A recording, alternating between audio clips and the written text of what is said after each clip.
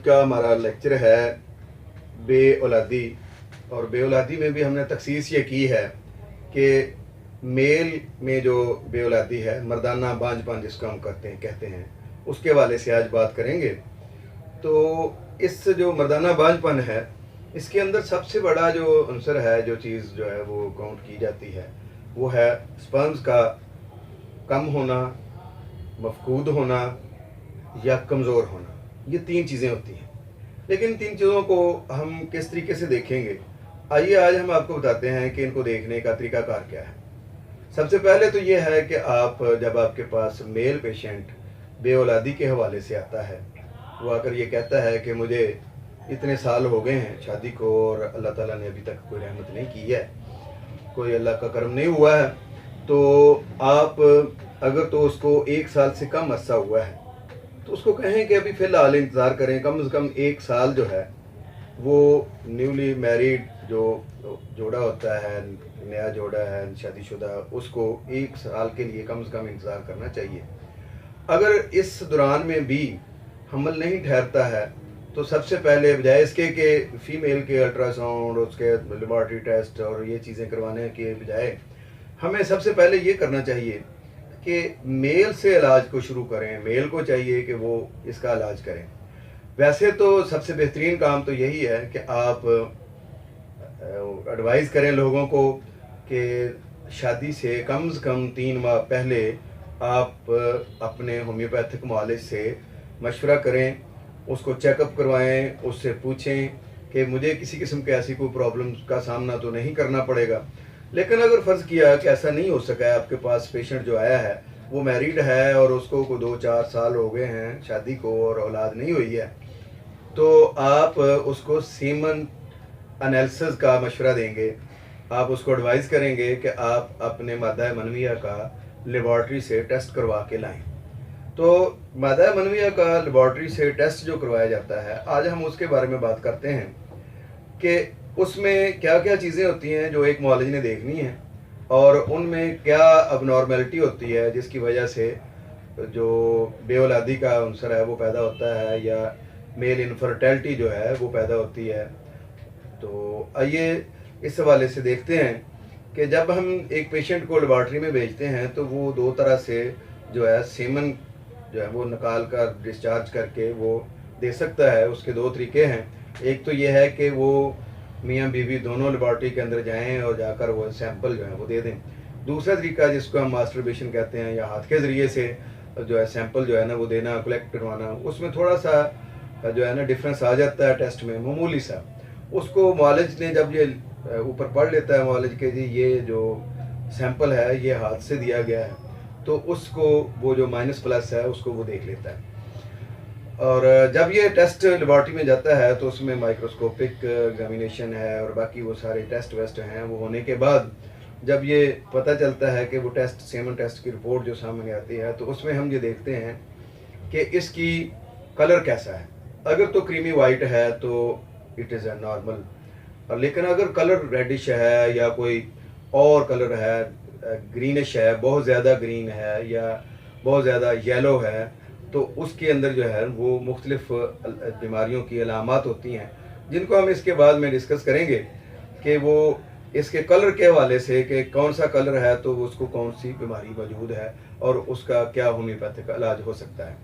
लेकिन अब हम इसके बाद ये बताएंगे कि अगली चीज़ जो सेमन एनालिसिस के अंदर आती है मादा मनविया के टेस्ट के अंदर, वो होता है कि वॉल्यूम इसका कितना है। आमतौर पर जो है वो इसका नॉर्मल वॉल्यूम जो है वो 3 ml होना चाहिए। अगर इससे कम है तो इसका मतलब यह है कि उसके अंदर उसका इलाज करना चाहिए, उसकी जो है ना वो ट्रीटमेंट ज़रूरी है। और इसके बाद आता है उसके अंदर कोई स्मेल तो नहीं है, ऑड स्मेल है, कोई इस तरह की स्मेल है कि जिससे ये पता चलता है कि कोई ऐसी बीमारी अंदर मौजूद है जिसकी वजह से ये बे औलादी का सबब बन रहा है। तो मेल इनफर्टिलिटी में जब हम सीमन एनालिसिस करवाते हैं, इसकी जो तीसरी चीज़ हम देखते हैं वो ये है कि उसका वॉल्यूम भी हमने देख लिया, फिर पीएच है कि पीएच अल्कलाइन है या एसिडिक है। अगर तो अल्कलाइन है तो वेल एंड गुड, लेकिन अगर कोई और उसमें आती है तो फिर भी हमें उसके बारे में सोचना होगा। अगली चीज़ जो लिखी होती है रिपोर्ट के अंदर वो होती है विस्कोसिटी। अगर तो विस्कोसिटी में थिन है तो इट इज़ अ प्रॉब्लम, और अगर वो थिक है, गाढ़ा है लिखा हुआ है, तो ये इसकी नॉर्मल वैल्यू है। फिर हम ये देखते हैं कि माइक्रोस्कोप के अंदर जो है क्या चीज़ें चेक की गई हैं और उनकी नॉर्मल वैल्यू क्या है। तो नाजरीन, सबसे पहले तो ये है कि जब ये दिया जाता है तो उसमें स्पर्म काउंट का एक सबसे ऊपर जो है ना एक खाना होता है, जिसके अंदर ये बताया जाता है कि टोटल स्पर्म्स कितने हैं। इनमें 4 चीज़ें होती हैं। एक तो ये होता है कि वो बिल्कुल उसकी नॉर्मल वैल्यू है, जितनी चाहिए है उतनी मौजूद है। दूसरा ये है कि उससे कम है। तीसरा ये है कि बिल्कुल नहीं है। और चौथा ये है कि मौजूद तो है लेकिन वो मोटाइल नहीं है, हरकत में नहीं है, बल्कि सारे के सारे सोए हुए हैं। ये चीज़ें तो आगे डिटेल से हम बताएंगे, लेकिन इसके अगली चीज़ जो है वो ये देखी जाती है कि एक्टिव मोटाइल जो है वो कितने हैं। वो लिखा होता है कि इसमें एक्टिव मोटाइल स्पर्म जो हैं उनकी तादाद कितनी है। तो एक्टिव मोटाइल जो स्पर्म्स हैं, असल में यही वो स्पर्म्स हैं जो प्रेगनेंसी का बायस बनते हैं या बेऔलादी को ख़त्म करते हैं, या यही वो चीज़ है जिससे औलाद पैदा हो सकती है। अगर इसका काउंट 80 है तो ये एक्सीलेंट है, और लेकिन आम तौर पर अगर 40 से अबव है तो तब भी काम चल जाता है। लेकिन अगर 40 से अबव है और 60 से कम है तो इसके लिए बेहतर यह है कि आप अपने होम्योपैथिक मुआलिज से मशवरा करें, मिलें, ताकि वो जो है वो इसका इलाज करे और उससे जो है वो ये बेऔलादी का जो सबब बन रही है चीज़, ये ख़त्म हो सके। अगली चीज़ इसके बाद लिखी होती है रिपोर्ट के अंदर, जो माइक्रोस्कोपिक एग्जामिनेशन है, एक्टिव मोटाइल के बाद लिखा होता है कि इसके अंदर स्लगिश कितने हैं या कम एक्टिव कितने हैं, सोए हुए जिसको हम कहें वो कितने हैं। तो जो स्लगिश हैं, जो कम एक्टिव हैं, जो इतनी उनकी मूवमेंट नहीं है कि वो प्रेगनेंसी करवा सकें, तो उसके लिए ये है कि उनकी तादाद फ़र्ज़ किया 35 है, 30 है, तो इसका मतलब यह है कि वहाँ पे इलाज की ज़रूरत है। और ये वो स्पर्म्स होते हैं जिनको कोई भी मुआलिज थोड़ी सी मेडिसिन के साथ ही बहुत कम अरसे में एक्टिव मोटाइल तक ले जाता है। अगली चीज़ जो होती है तीसरा, उसमें होता है डेड सेल्स। जितने ज़्यादा डेड सेल्स होंगे इसका मतलब है बीमारी ज़्यादा उतनी ही क्रॉनिक है या उतना ही ज़्यादा मसला है। अगर डेड सेल की तादाद जो है वो 30 से अबव है तो फिर तो फौरी अपने मुआलिज से मशवरा करें। इसका मतलब यह है कि कुछ देर के बाद बाकी सारे भी डेड हो जाते होंगे जब डिस्चार्ज होता है इंसान। तो उसके लिए ये है कि आप अपने मुआलिज से मशवरा करें कि इसके लिए हमें कौन सी दवाई जो है ना वो लेनी चाहिए, या वो चेकअप करने के बाद को जो भी दवाई एडवाइस करे, जो मेडिसिन दे, उसको प्रॉपर आप लें ताकि ये डेड सेल का जो इशू है वो ख़त्म हो सके। अगली चीज़ जो आती है वो है इसके अंदर केमिकल एग्जामिनेशन है, जो सेमन रिपोर्ट के अंदर या मादा मनविया के टेस्ट के अंदर पैथोलॉजिकली जो चीज़ हमें दी जाती है वो है कि उसका जो क्लिनिकली उसकी जो चीज़ें मिलती हैं कि जी क्या क्या चीज़ें इसके अंदर जो है ना अब नॉर्मल हैं। तो वो ये है, सबसे पहले ये बताया जाता है कि इसमें पस सेल कितने हैं। जितने पस सेल ज़्यादा होंगे उतना ही डेड सेल्स जो हैं वो ज़्यादा होंगे।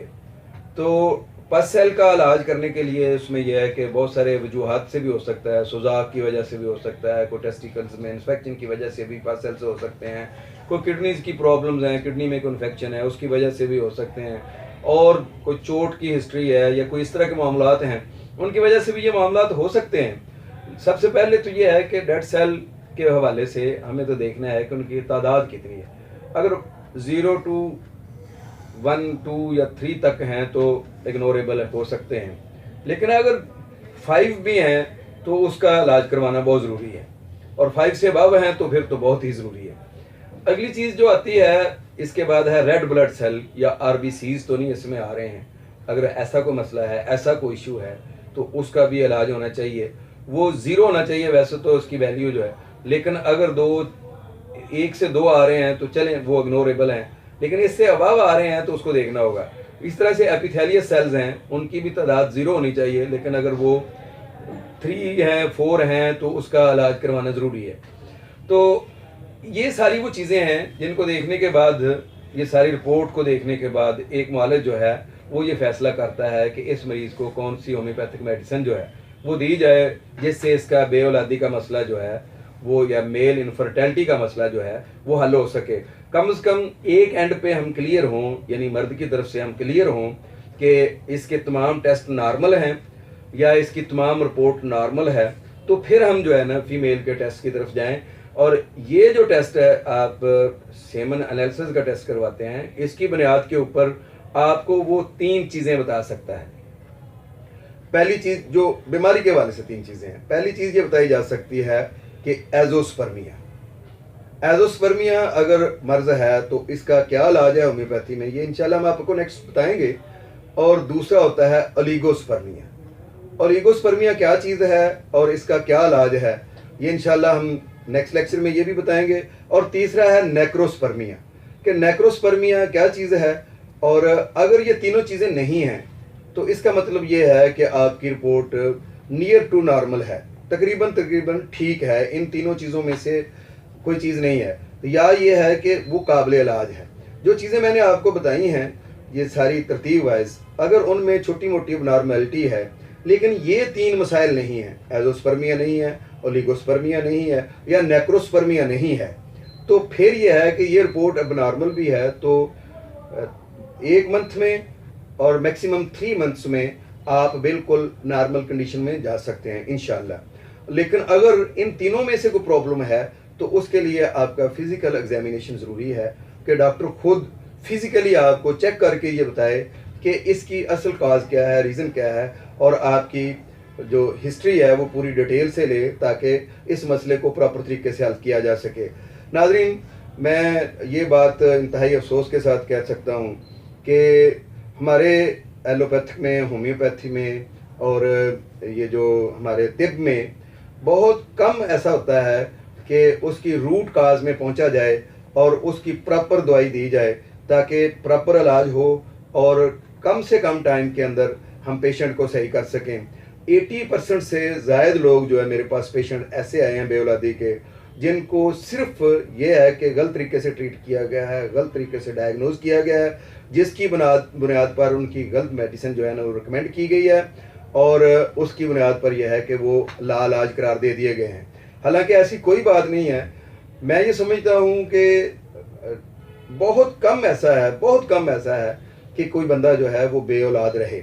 बहुत सारे जो है ना वो काबिल इलाज पेशेंट होते हैं जिनको हमने ज़बरदस्ती जो है ना उस तरफ को ले गए होते हैं कि वो बेचारे खुद भी मायूस हो रहे हैं और मुआलिज खुद भी परेशान हो रहे होते हैं कि ये ठीक क्यों नहीं हो रहा। तो नेक्स्ट हमारा लेक्चर जो है वो तो ये 3 जो बीमारियां हैं स्पर्म्स के हवाले से उस पर होगा इंशाल्लाह। और इसके बाद हम आपको ये भी बताएंगे कि इन चीज़ों में खुराक में क्या चीज़ें खानी चाहिए और अपना लाइफस्टाइल जो है वो कैसे चेंज किया जाए, ताकि जो है स्पर्म्स की तादाद को बढ़ाया जा सके। बहुत शुक्रिया। अल्लाह हाफिज़।